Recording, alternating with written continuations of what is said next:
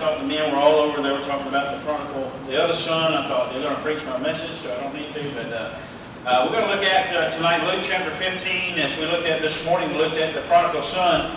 And now we're going to look at the other lost son in Luke chapter 15. And we'll be picking it up from verse 25 going to verse 32 tonight. And sometimes we get so caught up in the story of the prodigal son and the father that we forget about there's another brother in this story. And the story doesn't end when the prodigal comes home. That's the part we always tell. That's the part we always look at. That's the part we always focus on. But that's not the end of the story. And we're going to tie this whole chapter in and this brother as well as we look at verse 25. It says, "Now his elder son was in the field, and as he came and drew nigh to the house, he heard music and dancing. And he called one of the servants and asked what these things meant. And he said unto him, Thy brother is come, and thy father hath killed the fatted calf, because he hath received him safe and sound. He was angry, and would not go in. Therefore came his father out, and entreated him. And he answering said to his father, Lo, these many years do I serve thee, neither transgressed I at any time thy commandment.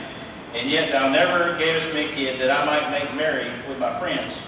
But as soon as this thy son was come, which hath devoured thy living with harlots, thou hast killed him for him the fatted calf.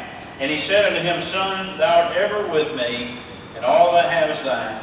And it was meet that we should make merry and be glad, for this thy brother was dead, and is alive again, and was lost, and is found." Now, this brother, there really are two lost brothers in this parable. One is lost among the pigs, and the other is lost in the pew. And who is Jesus talking to in Luke chapter 15? You know, it's important when you read the Bible, when you study the Bible, you need to ask some basic questions. Who is he talking to? To whom is he talking? You know, what's the subject? And so go all the way back. Let's go all the way back to verses 1 and 2. Who is he speaking to here? This whole chapter begins, and it says, "Then drew near unto him all the publicans and sinners for to hear him." Verse 2 says, "And the Pharisees and scribes murmured, saying, This man receiveth sinners and eateth with them." I'm sorry about the publicans. That's tax people. But anyway, they were really hated. Okay. All right, but you got two different groups here, and guess what? These two different groups are seen in these two sons. Okay. You have the publicans and sinners who can see themselves in the prodigal son, and you know they were the outcasts. They were the people that nobody liked, and everybody knew that outwardly. And then you had the scribes and the Pharisees. Who were they? They were the religious people. Those who thought they knew it all. Those who thought they were it. And they were religious, and they were self-righteous, and so they can see themselves in the older brother. And as we focus in on the older brother, we see that not everyone is glad that the prodigal son came back home. The older brother is also lost. He is the son who believes that his obedience to carry out his duties will save him. He is the older, resentful brother who has to endure at home while the younger son is off living it up. Now, in the eyes of the older brother, he sees his brother who has dishonored the family. He has disrespected his parents. He has shown himself to be a disobedient son. And think about the father. And they're gathered here, and they are ready to celebrate. But what a range of emotions for this father. He's lost a son in rebellion, and he goes off and he grieves over that. The son comes home, he rejoices, and then we have the older brother who says, I don't want a part of it. So think about this father. Think about the father and all that he has to go through and all the emotions. His heart has been broken and sad, and now his heart is rejoicing. It's overjoyed because the wayward son is coming home. But while the fuss, the older brother feels cheated. He feels passed over. There's no party for him. There's no fatted calf. There's and here there's one for this renegade brother of mine. He feels dissed. He feels cheated. He feels done wrong. But what makes him feel this way? What makes him not feel like rejoicing and gladness? We often look at it and we say, well, I can relate with that brother. He served while the other one was off doing all this. Now I want you to remember, when the father divided up his inheritance, who got what? What did the younger brother get? What did the older brother get? 2/3. Now, we don't find the younger brother coming back and saying, well, I didn't get what he got. Okay? And he comes back home. He don't even have a third anymore. It's gone. But he still has everything. Okay? Now, we sometimes forget about that. We sometimes forget it. And so I'll look at three things tonight. First of all, his actions, of the older brother, his actions betrayed him. The older son is out in the field. He's probably at the far corner of the state. He is ever dutiful. He's working in the fields as he ought. He approaches the house. He hears music. He probably smells cooking. He hears dancing. There's a party going on, a celebration. He asks the servant, well, what's up? And he said, your brother that was lost has come home. And I'm sure he rolls his eyes and says, oh, great. And they've killed the fatted calf for him. And he's back safe and sound. Now, verse 28, it says, and he was what? Angry. Angry. Now, why is he angry? Who's he angry at? He's angry because he feels like he's been done wrong. He's upset. He refused to go in. He's hot and he doesn't want a part of this celebration. Why? Because he is rebellious on the inside. The other brother, everybody can see his rebellion. Everybody can see him blow his father off. Everybody can see all the bad things he's done. But this brother has hatred on the inside. And yes, much like the scribes and Pharisees, it looked like that he was doing the service. It looked like that he was religious, but he was lost. Just as lost as the other one. As one said, the one son was rebelliously lost, and the other was religiously lost. There's some people who go to church all their life, and they think their duty should count for them to be saved, but it doesn't. He doesn't care about his brother. And now it's being manifested in his refusal to participate in such celebrations. Now I'm not justifying what his brother did. Okay? At all. But he's repented and come back. The actions of the older brother are commendable. Listen, he was obedient. He worked hard. He never brought disgrace on the family or the village compared to his younger brother. He is almost a saint. However, as important as obedience and diligence are, they are not the only test of character, because guess what Jesus said? He said, I only leave you 2 commandments. What are they? They're on the back of your engaged shirt, by the way. Love God and love people. Does he love God? He don't love his own brother. Remember what the Lord said? How can you be saved if you can't even love your own brother? That's a test of whether or not that we are saved or not. If we can't even love those around us. And so what he's really manifesting in his actions is, I wish he'd never come back. We're better off without him. That's not a family. That's not love. He didn't love God, who is represented by the Father. Nor did he love his brother. He had anger in his heart. And it just now becomes manifested to those around him in his actions. See, love must be demonstrated by our actions.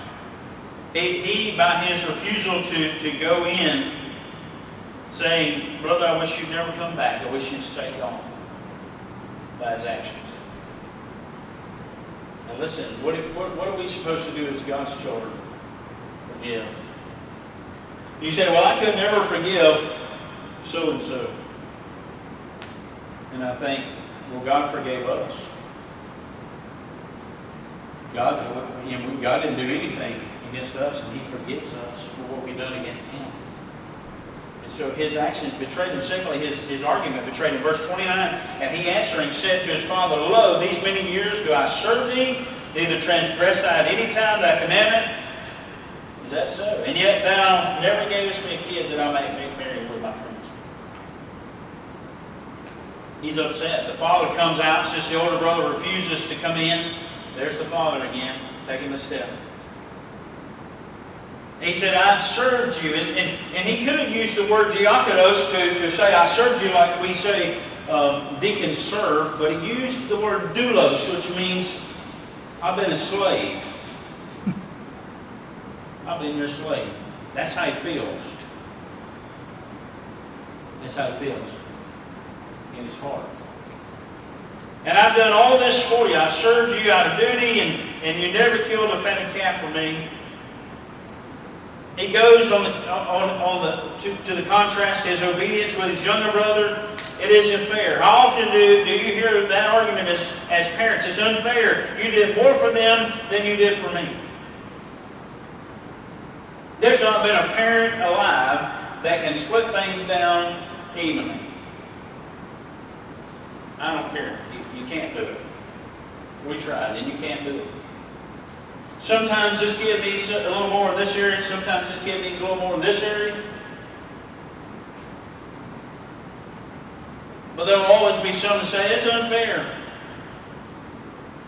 And you know what? We carry that attitude over, and you hear this argument as parents, but listen, God hears this among His children. Well, God, I tithe, and I didn't get a raise. And God, why'd you let this happen to me? I go to church faithfully. You see, we do the same thing to God that our kids do to us. But we don't think about that, do we?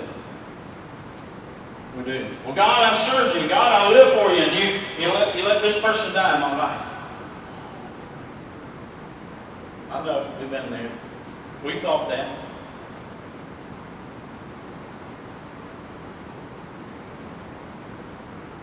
We feel cheated. Feel slighted. Well, see, the argument is started by pride. Pride says you deserve, older brother, to be honored. Not him. You deserve the raise. You deserve to have a dinner and a celebration, but not him. And then, listen, the argument is fueled by jealousy. The older brother, and he's jealous of the younger brother. Saul was jealous of David. Saul hath killed his thousands, and David his 10,000. And that broke off in him, made him so jealous. I'm going to tell you, don't let the green-eyed monster keep you from loving others. Jealousy, it will consume all your time. It will consume all your energy. And listen, the devil thrives on it. He wants to take your eyes off of Christ. He wants to take your eyes off of the Father. Okay? And then this argument is inflamed by anger. He is mad. The older brother is angry at the little brother. He's angry with his father. How could you do this? How could you forgive him for all he's done? For all the trouble that he's caused? Why should I have to share anything with this guy who squandered his inheritance? As long as the prodigal was gone, all eyes were on the older brother. He looked really good, didn't he? He's the one who stayed home. He looked obedient. But hidden in his heart, it all boils down to being self-righteous. I'm good, and he's not. I'm obedient. He disobeyed. He couldn't see his own sins. He could see the prodigals. Everybody could see the prodigals' sins. I'm going to tell you this in deep hatred in people's hearts. The worst kind of deception is self-deception. The third thing we see, his attitude betrayed him. In verse 29, he says, I served thee. Thou never gavest me a kid, and that I might, that you never did for my friends. He has a mind-eye problem. Listen, our attitude is important. Curtis gave a good devotion on attitude at camp. I want to share that with us sometime. But our attitude is very important. Our attitude reflects how we really are. What's in our heart. Remember, he received 2/3 of the inheritance. But his attitude was, how could you forgive him? How could you eat with him? How could you give him all this celebration and restore him? Just like the scribes and Pharisees, Jesus, how could you eat with publicans and sinners? How could you sit down with them? because he loved him, because his heart was right. Interesting. Here's a nice little verse 30. But as soon as this, he didn't say my brother, he said your son, thy son. Catch that? He's resentful, he's bitter. As soon as your son has come home, he devoured the living, he spelled out what he done, you give him the fatted calf. And I listened this week at camp, and I told him, like we used to tell our kids, what the Lord told, what is it, told people, what is that to thee?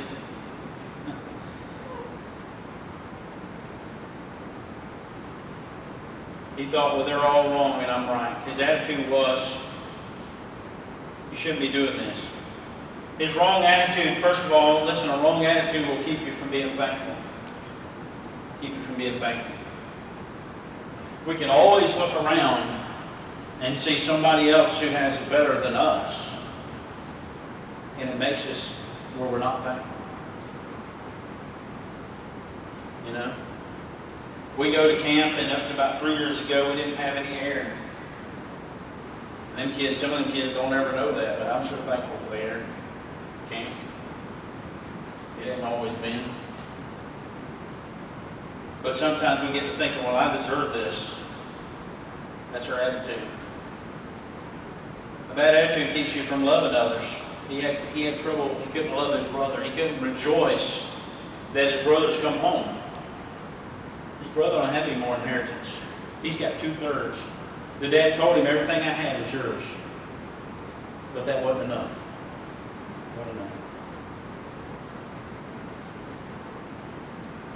And then a bad attitude keeps us from rejoicing. It keeps you never satisfied. He's envious. He's hateful. Now listen, our attitude, somebody says, like a diaper, and he's changing often. Wrong attitude causes us not to be Christ-like. So tonight, our takeaway from this tonight is, don't be like the older brother. Don't have the attitude and the hatred and the bitterness of this brother. They had the same dad. The dad represents God the Father, this dad in this story wasn't perfect, but we have a Heavenly Father that's perfect. He didn't make any mistakes. He didn't do things wrong. The one thing you can say about his father, he loved both of his sons the same. And I'm here to tell you tonight, we have a Heavenly Father who loves every one of us the same. You might think, well, you must love them more than me, God. You give them a big house or a new car, and we get caught up in that stuff. But I'm telling you, He loves you the same. He loves you the same. If you don't know Him tonight, we'll have a verse of invitation tonight, and we may be out with somebody. Maybe somebody that we need to ask forgiveness. We need to make things right with, and maybe our attitude is not what it needs to be. Our attitude keeps us from so much. As they come tonight and we share one verse of invitation, we give you the opportunity tonight to listen, get your eyes off everybody else and get them on the Father.